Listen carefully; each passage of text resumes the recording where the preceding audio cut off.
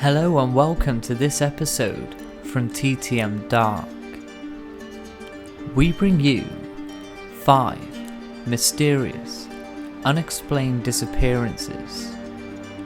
You're tuned in to TTM Dark.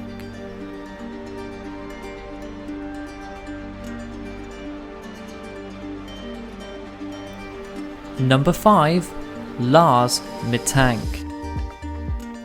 Lars Mittank is a German man who mysteriously disappeared on July the 8th, 2014 near Varna Airport in Varna, Bulgaria. Lars was on vacation with his friends at the Golden Sands Resort in Bulgaria when on July the 6th he was involved in a fight on the beach with 4 other men over a disagreement involving football, which left the German man with a ruptured eardrum. Lars was given an antibiotic, although this injury would still be problematic for the young German, and subsequently he was unable to fly back to Germany with his friends for health reasons. This forced Lars to stay in Bulgaria alone, and he then checked into the Hotel Varna. Lars was then seen to be acting very strangely, and this erratic behaviour was captured on the hotel's CCTV. He spent one night in the hotel, during which he appeared frightened and extremely paranoid. Things took a sinister turn when Lars called his mother, whispering that 4 men were coming to kill him and to cancel all of his credit cards. Lars was last seen at Varna Airport when again he was captured on CCTV. He was talking to the airport doctor about returning home when they were interrupted by a man from a construction crew.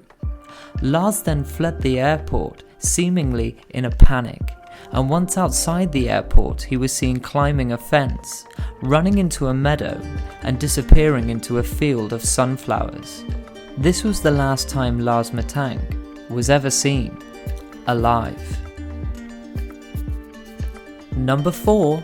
Malaysian Airlines flight MH370. On March the 8th, 2014, Malaysian Airlines flight MH370 departed from Kuala Lumpur Airport, headed for Beijing, China. However, at around 1:20 am, all contact with the aircraft was lost, meaning 239 souls on board are missing. On board was Captain Zahari Ahmed Shah and First Officer Faria Abdul Hamid. Less than an hour into this routine flight, the 747 was cruising at an altitude of 35,000 feet. The night sky was clear and the weather was calm. 1 minute and 43 seconds after saying goodnight to air traffic control in Kuala Lumpur, the aeroplane suddenly vanishes from radar. This was seen as the 2 transponders were deactivated mechanically or manually, and after several attempts to contact the airliner fell on deaf ears. 4 hours later, when the aircraft missed its scheduled arrive time in Beijing, the airliner was declared missing. The Malaysian military then handed in key radar information, which shared the aircraft did a U-turn and was headed back towards where it came from, and on towards the Bay of Bengal. Interestingly, the aircraft's SATCOM system was switched off just before the aircraft headed towards the Bay of Bengal. The airliner's SATCOM was picked up in Perth, Australia, and the data confirms that this happened. SATCOM was lost shortly afterwards, however, was re-established for a further 6 hours until the aircraft presumably crashed due to a lack of fuel. SATCOM messages would have been relayed to the cockpit, but chillingly, they went unanswered. The SATCOM signals indicate that the last known position of MH370 was in the South Indian Ocean. Fast forward to 16 months later, and a discovery was made in the Indian Ocean 400 kilometers away from the main search site. On the island of Reunion, a piece of wreckage from MH370 was found. This prompted searches along the beaches of Africa, and a further 31 pieces of aircraft have been discovered so far.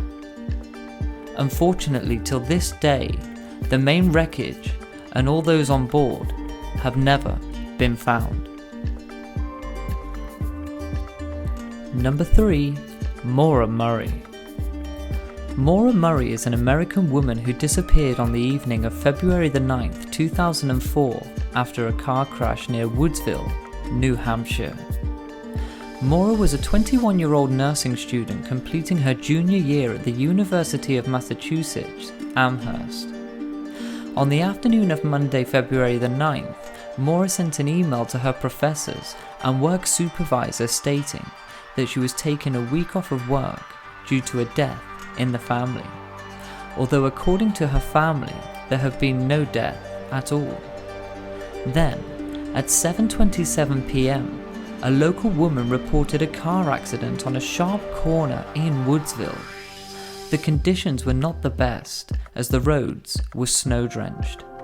She claimed to the 911 operative that she saw a man smoking a cigarette in the car, however, later stated that she saw what appeared to be a glowing red light in the car, potentially from a cell phone.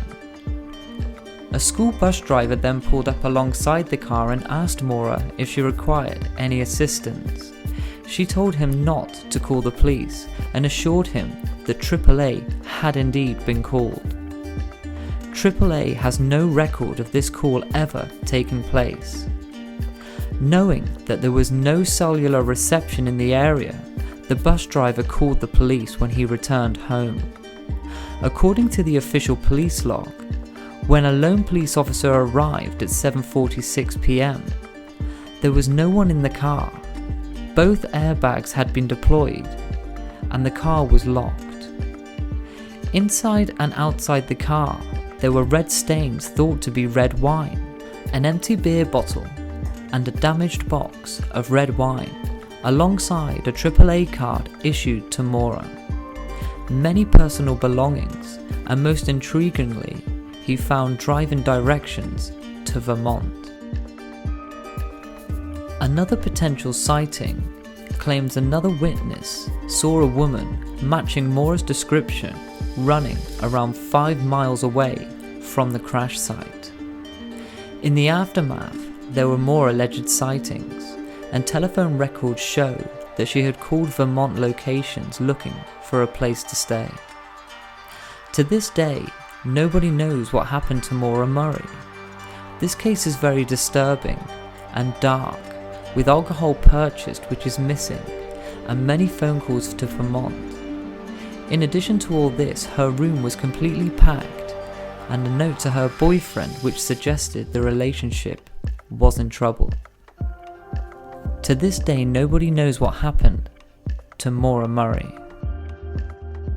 Number 2. Amy Lynn Bradley. Amy Lynn Bradley is an American woman who went missing on a cruise ship called Rhapsody of Seas in 1998. Amy was on the cruise ship with her family when she went missing. The 23-year-old had been drinking with the ship's band, the Blue Orchid, in the dance club on March the 24th, 1998. One of the band's members, Alistair Douglas, claimed he parted ways with Bradley at around 1 a.m. Then sometime around 5:15 to 5:30 a.m, Bradley's father, Ron, saw her asleep on the cabin balcony. When he got up around 6 a.m, she was no longer there.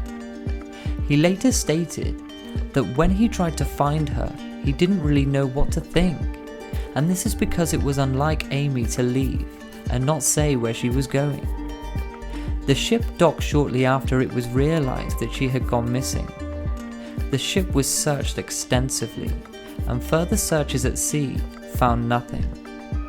The Netherlands Antilles Coast Guard then conducted a 4-day search which again proved fruitless. Investigators found that there was no evidence that Amy fell overboard, and to this day the trained lifeguard is still missing. However, in 1999 things took another twist in this case when a member of the US Navy claimed that he saw Amy in a brothel, where she told him her name was Amy Bradley and begged him for help.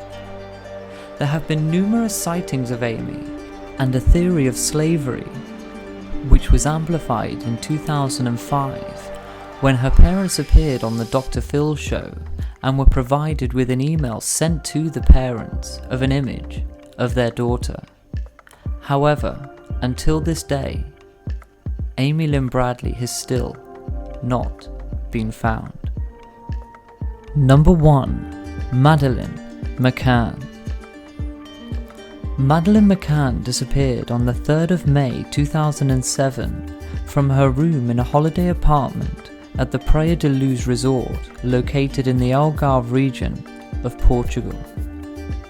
The Daily Telegraph have described it as the most heavily reported missing persons case in modern history.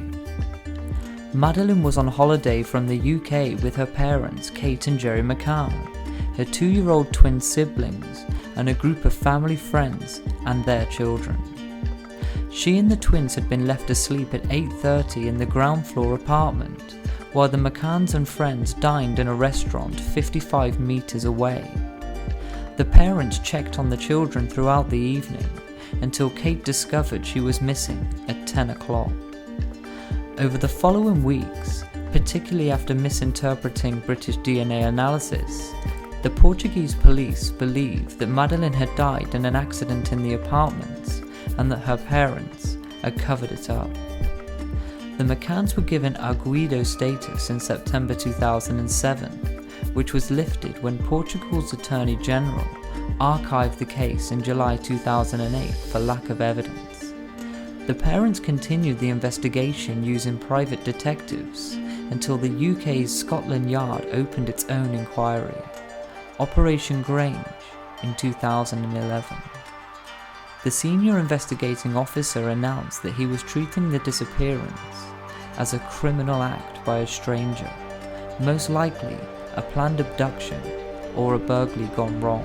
In 2013, Scotland Yard released e-fit images of men they wanted to trace, including one of a man seen carrying a child toward the beach that night. Shortly after this, the Portuguese police reopened their inquiry. Operation Grange was scaled back in 2015, but the remaining detectives continued to pursue a small number of inquiries described in April 2017 as significant. In June 2020, the police in the German city of Braunschweig stated there was a new suspect in McCann's disappearance. The McCanns were heavily criticized for leaving the family alone in an unlocked apartment despite the availability of a creche and Ocean Club babysitters. And even today, Madeleine McCann is still missing. If you enjoyed this video, then please like and subscribe to TTM Dark, and we'll see you again very soon.